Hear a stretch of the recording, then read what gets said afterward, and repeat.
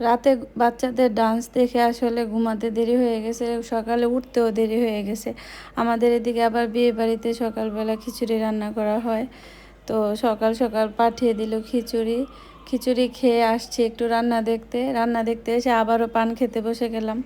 পানের মধ্যে 3টা সুপারি পিস বেশি দিয়ে ফেলছি, তাতেই আমাকে একদম ধরে ফেলছে। আমি তো কিছুই দেখতে পারতেছিলাম না। আমার চাচাতো ভাইয়ের বউ নিয়ে আমাকে শোয়াইলো, 3 ঘন্টা আর উঠতে পারি নাই। খাবার বিয়ে বাড়িতে আসতেও দেরি হয়ে গেছে, এসে বেশি পাই নাই লোকজন, বরযাত্রী অনেকেই চলে গেছে। বরকে শুধু হাত ধোয়ানোর জন্য রেখে দিছে শালিরা। তো এখানে আমরা খেতে বসলাম। ওই যে বাচ্চাগুলো সার্ভ করছিল খাবার, এরা এরা বাকি ছিল।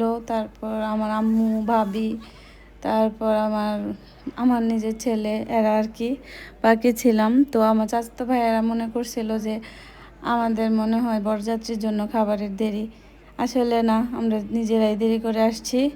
এখানে তো খাবার দিয়ে পুরো প্লেট একদম গাদা গাদা করে ফেলছে, আমি খেতেই পারতেছিলাম না। পরে আমার ছেলের সাথে খেয়ে নিলাম। পরে খাওয়া দাওয়া শেষে এই পিচ্চিটার সাথে দুষ্টামি চলছে, এটা আমার মামাতো বোনের ছেলে। তো এখানে হচ্ছে বউকে সাজানো হচ্ছে, বউয়ের যে ফ্রেন্ড এরা সাজাচ্ছে বউকে। আর বউর আসলে আগেই বিয়ে হয়ে গেছে, 1 বছর আগে ছেলে বিদেশে ছিল, তো এখন উঠায়া নিচ্ছে। এখানে দাদি নানি সবাই লাস্টের বিদায় বেলা আর কি। গ্রামে আসলে অনেক সুন্দর, গ্রামের এখনও সরলতা অনেক বেশি। একদম এই বাড়ির ওই বাড়ির মামি চাচি সব একসাথে জড়ো হয়ে, মানে সুন্দর, খুব সুন্দর লাগছে। অনেক বছর পর একটা বিয়ে খেলাম, ভালো লাগছে। তো বরের বাড়ি একদমই কাছে, হেঁটে গেলে 5 মিনিট লাগে।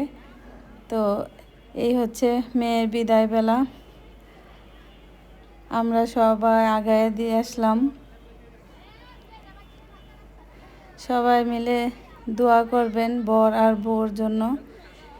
আজকের মতো এখানে বিদায়, আল্লাহ হাফেজ।